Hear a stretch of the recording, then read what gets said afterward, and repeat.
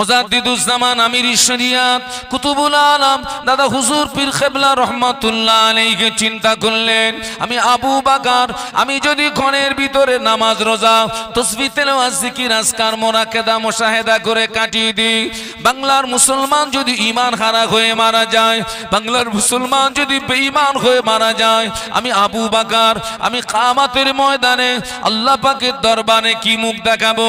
ওই কথা মনে করে কোরআন শরীফের ওই আয়াতের উপরে আমল করতে গিয়ে ইয়া আইয়ুহাল্লাযীনা আমানু কু আনফুসাকুম ওয়া আহলিকুম নারা, ওই আয়াতের উপরে আমল করতে গিয়ে আল্লাহ নবীর হাদিস আলা কুল্লুকুম রাইন ওয়া কুল্লুকুম মাসউলুন আন রাইয়াতিহি, ওই হাদিসের উপরে আমল করতে গিয়ে তিনি নিজে জাহান্নামের আগুন থেকে বেঁচেছিলেন, আহল বর্গদিগকে জাহান্নামের আগুন থেকে বাঁচাতে গিয়ে তামিলনাড়ুর কন্যাকুমারী থেকে শুরু করে বাংলাদেশের বরিশাল, কোথায় তামিলনাড়ুর কন্যাকুমারী কোথায় বাংলাদেশের বরিশাল, এই বিস্তীর্ণ এলাকা গায়ের রক্ত পানি করে রাতের ঘুম হারাম করে কখনো পায়ে হেঁটে কখনো পালকিতে চেপে কখনো গরুর গাড়িতে চেপে, কখনো পায়ে হেঁটে কখনো পালকিতে কখনো গরুর গাড়িতে চেপে বাংলার জমিন থেকে দুই হাত দিয়ে শিরক বিদআতকে উৎখাত করে তিনি বাংলাকে একটি গোলাপ ফুলের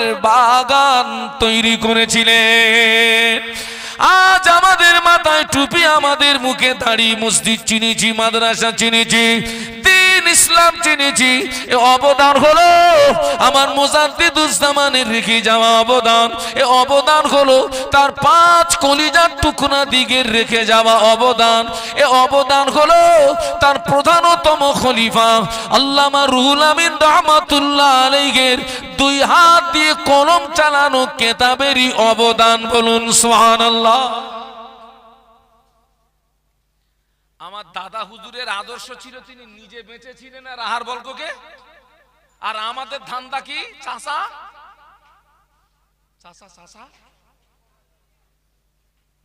আমাদের ধান্দা নিজে বাঁচলি বাপের নাম, ওটা রং ডিসিশন, মরবা তুমি। আমাদের ধান্দা নিজে বাঁচবো কি করে?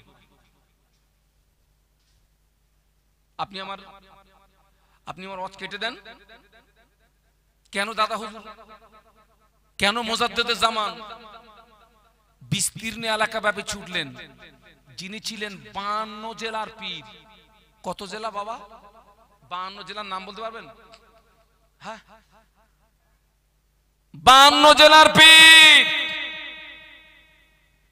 আজকের তো একদল মাতাল আমার মুজাদ্দিদুজ জামান সম্পর্কে কিছু বাজে কথা বলছে, ওরা মাতাল। কি বলছি ওদেরকে? আরে মাতাল তো মাতলামি করবে। আরে মাতালের কাজ কি? ওসব গাঁজা টানা পাটি, গাঁজায় দম দিলে বেরেনে কাজ করে, ওসব গাঁজা টানা পাটি। কত মাল দেখলাম, আজ পর্যন্ত কোন বাপের সন্তান সামনে আসলো না।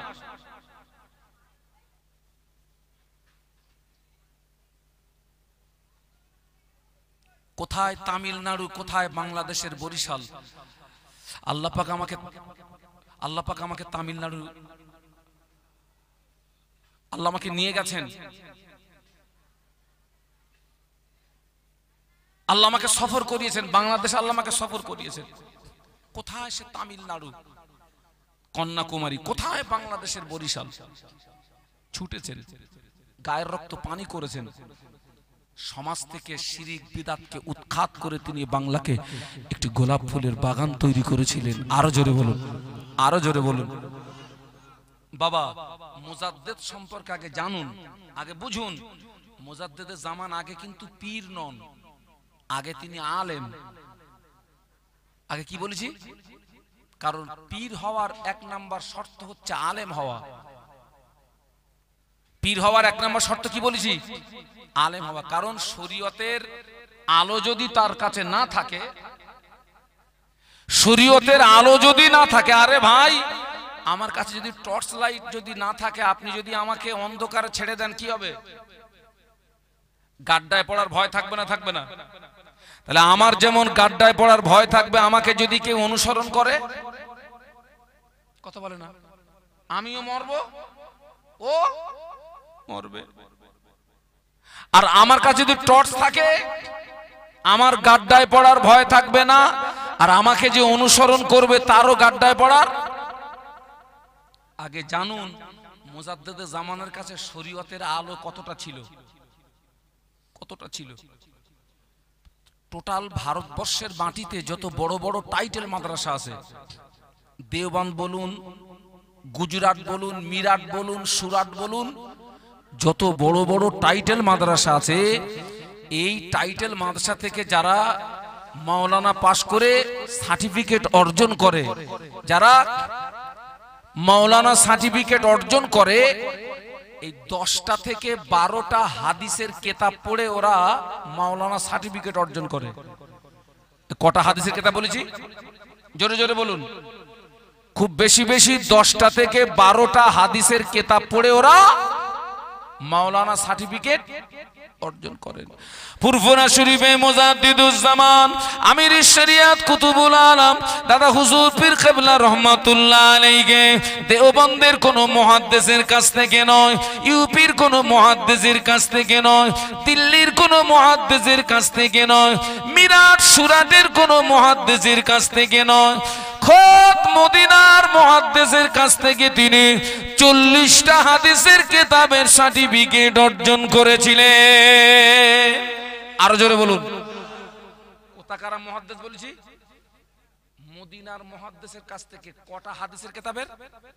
40টা হাদিসের কিতাবের। তার মানে অন্য মৌলবীর কাছে যদি থাকে 3 ব্যাটারি টর্চ, আমার দাদা হুজুরের কাছে ছিল 5 ব্যাটারি টর্চ। একটু সুবহানাল্লাহ বলুন।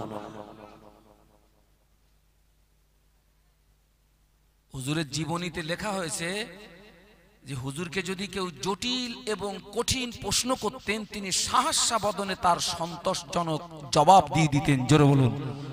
ভিতরে মাল না থাকলে জবাব দিতে পারবে? হ্যাঁ।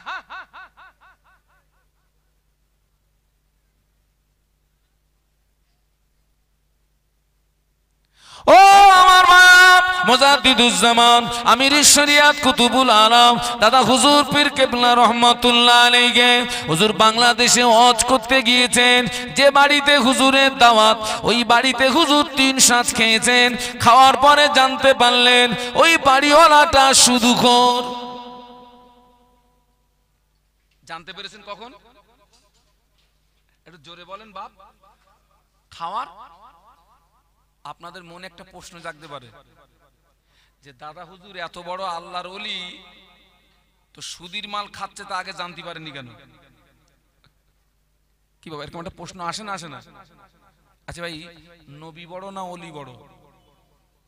তাও এত দেরি হলে জবাব দিতি। নবী বড় না ওলি বড়? আরে নবী আল্লাহ বানিয়ে পাঠান, নবী আল্লাহ পাক, কিন্তু ওলি কিন্তু বানিয়ে পাঠান না।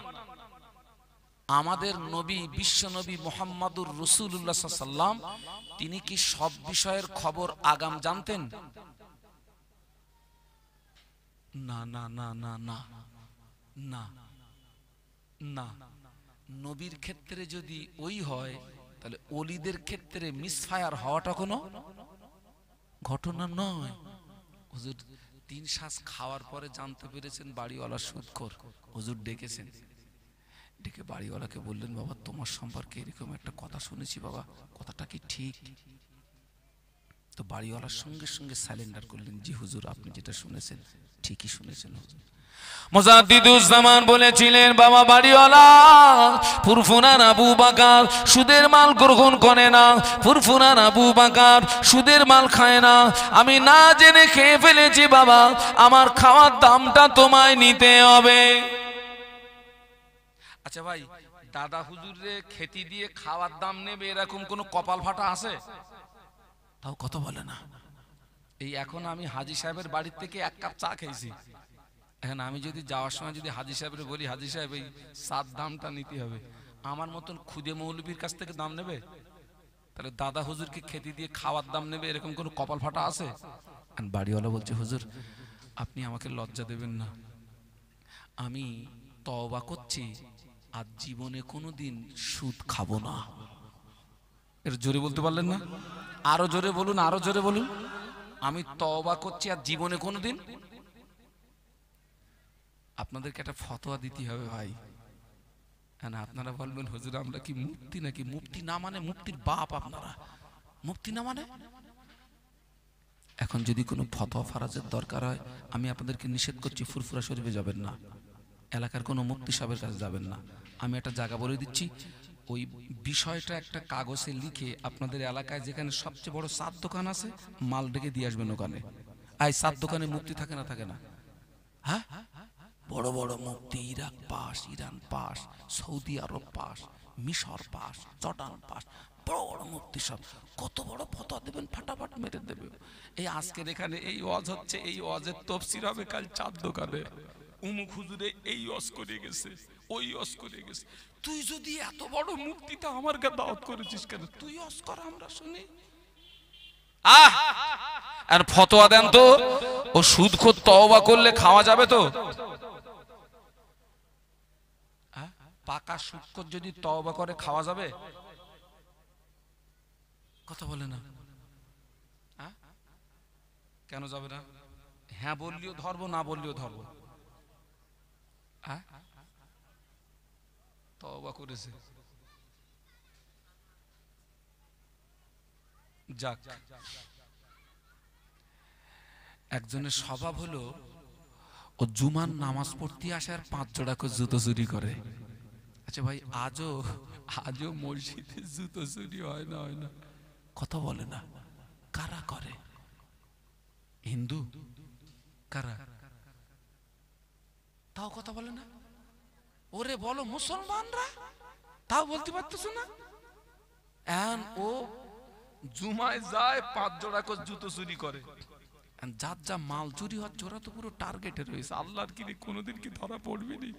সেই দিন তোর খেলা দেখাবো। আর আপনার প্রবাদে একটা কথা আছে, চুরি করা ভালো যদি ধরা না পড়ে। এখন ভাই বলতে না বলতে 2-3 জুমা পরে ধরা পড়ে গেছে। ধরা যখন পড়ে গেছে ভাই, যার মাল গেছে সেও চালাচ্ছে, আর যার না গেছে এখনো বলতেছে আল্লাহর কিরে, খোদার কিরে, মার কিরে, বাপের কিরে, তোরা আমার আর মানিসনি। আমি অঙ্গীকারবদ্ধ হচ্ছি আর জীবনে কোনোদিন জুতো চুরি। আর ওই ব্যক্তিটা বলছে হুজুর আপনি আমাকে খাওয়ার দাম দেবেন বলছেন, হুজুর আপনি আমাকে লজ্জা দেবেন না, আমি অঙ্গীকারবদ্ধ হচ্ছি, তওবা করছি, জীবনে কোনোদিন আর সুদ খাবো না। এই যে জুতো চুরি চোর, এখানে অঙ্গীকার করেছ তো যে আর জীবনে কোনোদিন। ঠিক তার পরের জুমায় এতদিন করতো পশ্চিম পাড়ার মসজিদে, এখানে মার খেয়ে ঠিক তার পরের জুমায় দক্ষিণ পাড়ার জুমায় কি করেছে। আর সেদিন একদম হাতে নাতে ধরা পড়ে গেছে। ধরা যখন পড়ে গেছে মা শুধু করেছে। আর একটু জোরে বলুন। আল্লাহ নবী যখন প্রকাশ্য কলেমা দাওয়াত দিতে লাগলেন, দেখতে পাওয়া গেল কুফারে কুরাইশদের ভিতর থেকে 2-5 করে তারাও প্রকাশ্য আল্লাহ নবীর হাতে গাদি ঈমানের কলেমা পড়ে তারাও মুসলমান হয়ে যায়। আল্লাহ রাসূল প্রকাশ্য দাওয়াত দিচ্ছেন আর তারাও প্রকাশ্য কি ইসলাম গ্রহণ করছে। আচ্ছা, এই দৃশ্যটা দেখে আবু জাহাল, আবু লাহাব, উতবা, সাইবা ওদের কি আনন্দ হবে না রাগ হবে? কি নাম রাগ হবে বলে মনে হয়? আরে আমরা কিন্তু অনেক সময় বলি, দেখ তুই যে কথা বলতিস আমার বলো পার রক্ত মাথা উঠে যাচ্ছে, বলো এরকম হয় না? হয় না? ওদের পুরো গাত্র দাহ শুরু হয়ে গেছে যে মুহাম্মদ যেভাবে নতুন ধর্ম প্রচার করছে আর আমাদের দলীয় মানুষ যেভাবে মুহাম্মাদের দলে যোগ দিচ্ছে, আমরা যদি মুহাম্মাদের কাজের গতি না রুখি, ভবিষ্যতে এমন একটা দিন আসবে যেদিন আমাদের আর কোনো অস্তিত্ব। অতএব যে কোনো প্রসেসে মুহাম্মাদের কাজের এই গতিটা রুখতে হবে আমাদের, যে কোনো ভাবেই। বলুন তো আল্লাহ রসুলের দুনিয়াবি দিক দিয়ে গার্জেন এখন কে? চাচা আবু তলেব। আল্লাহ রসুল কলেমা প্রচারে বেরিয়ে পড়েছেন। একটু সুবহানাল্লাহ বলুন, একটু মহব্বতে বলুন।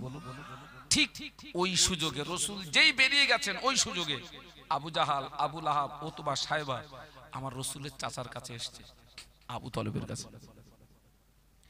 আবু তলেবকে এসে বলে, আবু তলেব তুমি তোমার ভাইপোকে বলো, তোমার ভাইপো যদি মক্কার তোমার ভাইপোকে বলো তোমার ভাইপো যদি মক্কার নেতা হতে চায় আমরা তাকে নেতা বানিয়ে দেব। তোমার ভাইপো যদি মক্কার সবচেয়ে বড় ধনী হতে চায় আমরা তাকে ধনী বানিয়ে দেব। তোমার ভাইপো যদি মক্কার সবচেয়ে সুন্দরী নারী পেতে চায় আমরা তাকে সুন্দরী নারীটাও দিয়ে দেব। তবে আমাদের শর্ত হলো একটি, কলেমা প্রচারটা যেন না করে। ওরা দেবে কটা? এ তো অস্ত বোঝে না তো। ওরা দেবে কটা? এক নাম্বার ওরা নবীকে নেতা বানিয়ে দেবে, দুই নাম্বার ওরা নবীকে ধনী বানিয়ে দেবে, আর তিন নাম্বার মক্কার সবচেয়ে সুন্দরী নারীটাও বিনিময়ে ওরা চাচ্ছে কটা? একটা। আল্লাহ রসুল কাঁদ দেওয়ার দায়িত্ব পালন করছিলেন। সকলের তাকবীর দেন তো, নারায়ে তাকবীর। আরো জোরে বলেন নারায়ে তাকবীর, জোরে বলুন নারায়ে তাকবীর। আওলাদে মুজাদ্দেদে জামান শ্রদ্ধাভাজন হুজুর কিবলা, শ্রদ্ধাভাজন হুজুর কিবলা, শ্রদ্ধাভাজন হুজুর কিবলা। নারায়ে তাকবীর, নারায়ে তাকবীর। সকলে বলুন আলহামদুলিল্লাহ। আর একটু মহব্বতে বলুন। খুশির সংবাদ শুনলে কি বলতে হয়? আলহামদুলিল্লাহ বাংলা মানে কি? দাঁড়ান হুজুর, আপনি বলবেন না, এই না বলতে পারলে ওয়াজ করব না। আলহামদুলিল্লাহর বাংলা মানে কি?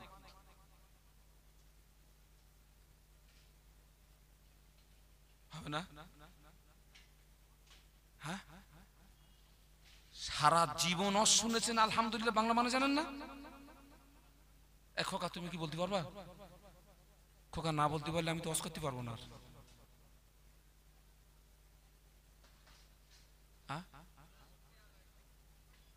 মার মার মার। সমস্ত প্রশংসা আল্লাহর।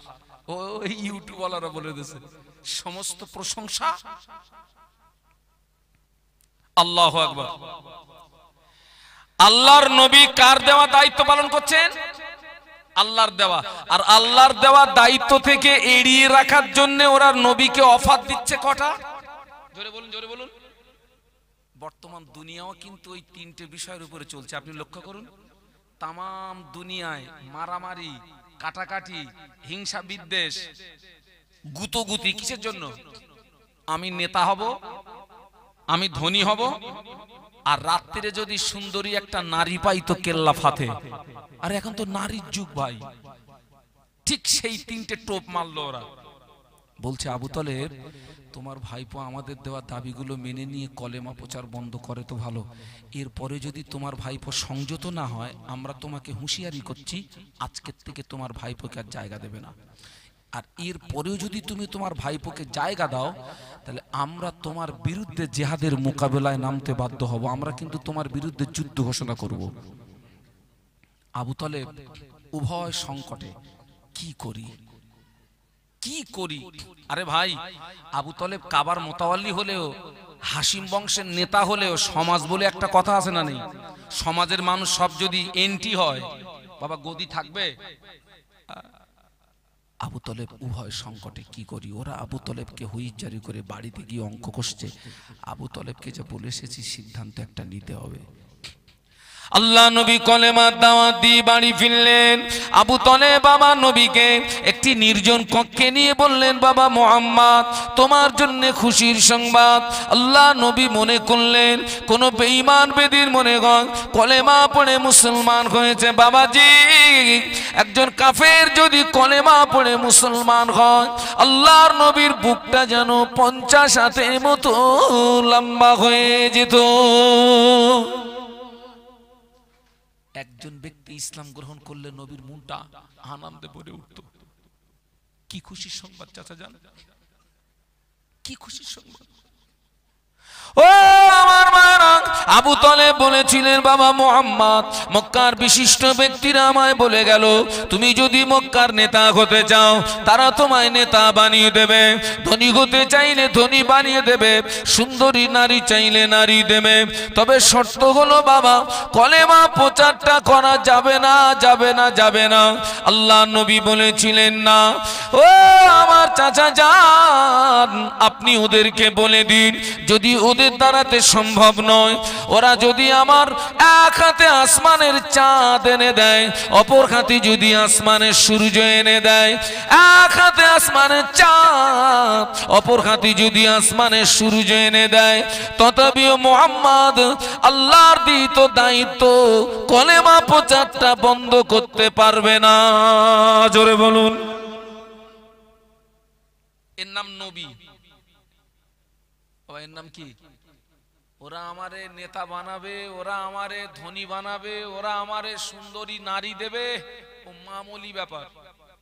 চাচা আপনি ওদের বলে দেন, যদি ওদের দ্বারাতে সম্ভব নয়, এক হাতে আসমানের চাঁদ, অপর হাতে যদি আসমানের সূর্য এনে দেয়, মুহাম্মদ আল্লাহর দেওয়া দায়িত্ব কলেমা প্রচারটা বন্ধ করতে পারবে না। একটু জোরে বলুন, আর একটু জোরে বলুন। আবু তালেব বলছে, বাবা তুমি যদি তোমার দায়িত্ব থেকে সরে না আসো, তাহলে মনে হয় আজকের থেকে আমি তোমাকে আর মনে নেই জায়গা দিতে পারছি না, কারণ এরপরে তোমাকে জায়গা দিলে বিপদ আমার, কারণ ওরা আমার বিরুদ্ধে জিহাদের মোকাবেলায় নামবে। আমি এই বৃদ্ধা হয়ে গিয়েছি বাবা, আমাকে এই বৃদ্ধা বয়সে তুমি জিহাদের মোকাবেলায় নিয়ে যেও না, আমি পারবো না বাবা, মনে হয় আজকের থেকে আমি তোমাকে আর আশ্রয় দিতে পারছি না। দেখুন, ন্যায় ও সত্যের উপরে দাঁড়িয়ে থাকাটা সহজ না কঠিন? ন্যায় ও সত্যের উপরে দাঁড়িয়ে থাকতে গেলে আপনার পিতা, আপনার মাতা, আপনার স্ত্রী, আপনার ছেলে, আপনার মেয়ে, আপনার পাড়া প্রতিবেশী, বন্ধু বান্ধব সব আপনার থেকে দূরে সরে যেতে পারে। এরপরে যদি আপনি মজবুতির সঙ্গে ন্যায় ও সত্যের উপরে দাঁড়িয়ে থাকতে পারেন, তখন আল্লাহর পক্ষ থেকে আপনার উপরে রহমত নাজিল হবে। আবু তালেব বলছে, মনে হয় আমি তোমাকে আর জায়গা দিতে পারছি না বাবা। আল্লাহ নবী কেঁদে ফেললেন। আল্লাহ নবী কাঁদতে কাঁদতে বলেছিলেন, চাচা যান, আমি মায়ের গর্ভে থাকাকালীন আব্বাকে খানালাম, 6 বছর বয়সে মাকে খানালাম, 8 বছর বয়সে দাদুজিকে খানালাম, সেখান থেকে আপনার তত্ত্বাবধানে ছিলাম। চাচা যান, সারাদিন মক্কার মানুষেরা আমায় কত গালি দেয়, সারাদিন মক্কার মানুষেরা আমায় কত দুধ চাই করে।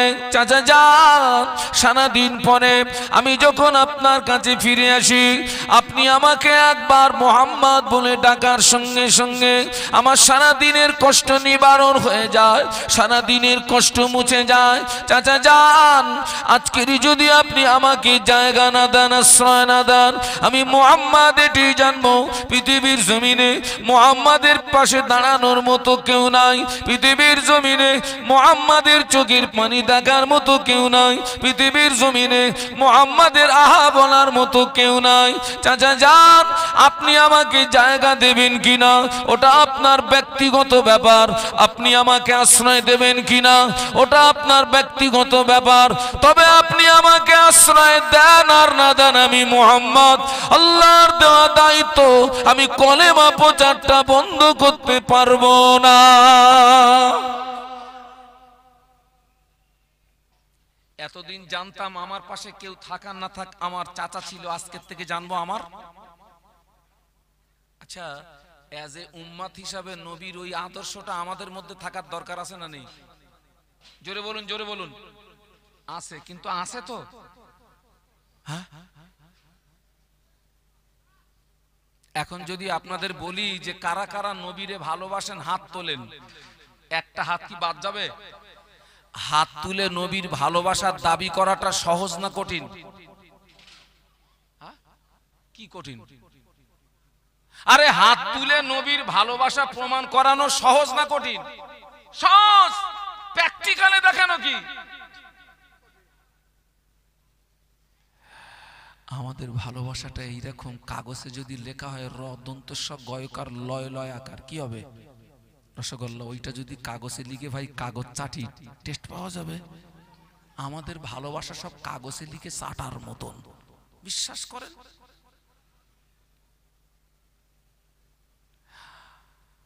আল্লাহ রসুল সাহেব বললেন, চাচা এতদিন জানতাম কেউ থাকা না থাকা আপনি আছেন, আজকের থেকে জানবো আমার। তবে চাচা কাজ বন্ধ হবে না। একটু সুবহানাল্লাহ বলুন, একটু জোরে বলুন। যতই হোক ভাইপো তো, চাচা ভাইপোর ভিতরে যদি আপনার মনোমালিন্য থাকে, হঠাৎ যদি চাচার কানে সংবাদ আসে যে অমুক জায়গায় আপনার ভাইপোরে মারতেছে, ও চাচা বাড়ি বসে থাকবে না মাল কাঁচা মারবে? হ্যাঁ, না, কখনো বসে থাকবে না, কারণ চাচা ভাইপোর একটা আন্তরিক টান থাকে। আবু তলেব কেঁদে ফেলেছে, একটু সুবহানাল্লাহ বলুন। আমার নবীর কথা শুনে আবু তলেব কেঁদে ফেলেছে। আবু তলেব কাঁদতে কাঁদতে বলেছিলেন, ও বাবা মুহাম্মদ, কষ্ট নিও না বাবা, দুঃখ নিও না বাবা, রোনাজারি করো না বাবা, কষ্ট নিও না বাবা, দুঃখ নিও না বাবা, রোনাজারি করো না বাবা, যাও আমি তোমায় হুকুম দিয়ে দিলাম, যেটায় তোমার ইচ্ছা সেটায় তুমি কলেমা প্রচার করো, যেটায় তোমার ইচ্ছা সেটায় তুমি কলেমার দাওয়াত দাও। আবু তলেব যতদিন পৃথিবীতে জীবিত আছে দেখে নিতে চায় মক্কার কোন শক্তি মুহাম্মদকে ক্ষতি করতে পারে। ওই দিনে বিশ্বনবী কান্না ভরা চোখে হেসে ফেলেছিলেন, বলুন সুবহানাল্লাহ। যাও, আজকে থেকে তোমাকে খোলা অর্ডার দিলাম, যেখানে পারো সেখানে কলেমার দাওয়াত দাও। আবু তলেব যতদিন আছে দেখে নিতে চায় মক্কার কোন শক্তি মুহাম্মদকে ক্ষতি করতে পারে। সুবহানাল্লাহ। যাক বাবা, ফিরে আসুন। আমি আপনাদেরকে জিজ্ঞাসা করছি, বলুন তো, আল্লাহর নবী মক্কাবাসীদের উপকার করছিলেন না ক্ষতি করছিলেন? জোরে বলুন, জোরে বলুন। উপকার। আচ্ছা, বিনিময় কি পেয়েছেন?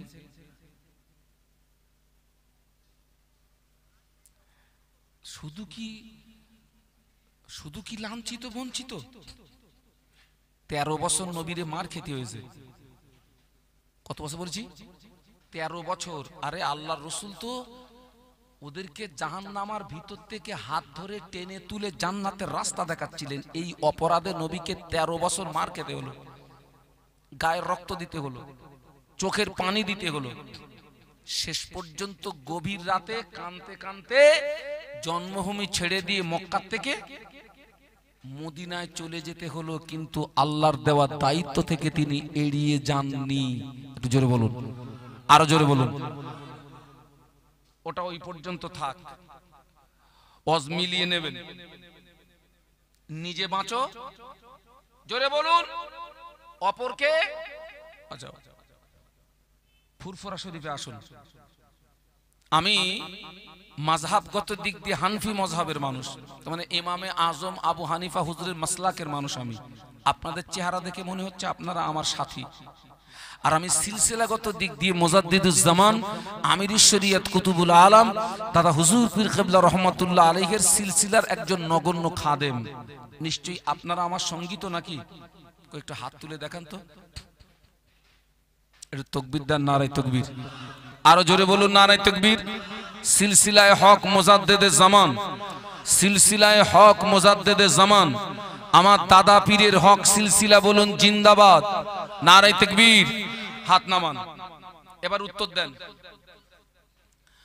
মুজাদ্দিদে জামানকে আল্লাহ পাক যে সময় ফুরফুরার জমিনে পাঠিয়েছিলেন, আল্লাহ পাক যে সময় বাংলার জমিনে পাঠিয়েছিলেন মুজাদ্দিদে জামানকে, ওই সময় বাংলার পরিস্থিতি কি ছিল আপনাদের কি জানা আছে? না, বাংলার পরিস্থিতি ছিল বাংলার মুসলমান লুঙ্গির বদলে ধুতি পরত। বাংলার মুসলমান লক্ষ্মীর গলায় ধান দিত, মনসার ডালা দিত, দরগা করে শিরিক করত, মাথায় টুপি দিতে জানতো না, মুখে দাঁড়ি রাখতে জানতো না, মসজিদ চিনতো না, মাদ্রাসা চিনতো না। এইরকম করুণ পরিস্থিতিতে আল্লাহ আমার আপনার পীর ও মুর্শিদকে পাঠালেন কোথায়? বাংলার জমিনে। জায়গাটার নাম হচ্ছে ফুরফুরা। আমাদের পীর ও মুর্শিদ মুজাদ্দিদে জামান তিনি কি পারতেন না ঘরের ভিতরে থেকে নামাজ রোজা তসবিহ তেলাওয়াত জিকির আজকার মোরাকেদা মুশাহেদা করে তিনি আল্লাহকে রাজি করতে পারতেন না? পারতেন না? কথা বলুন খুব পারতেন। তিনি কি তার জীবনটা ঘরের মধ্যে সীমাবদ্ধ রেখেছিলেন? কেন?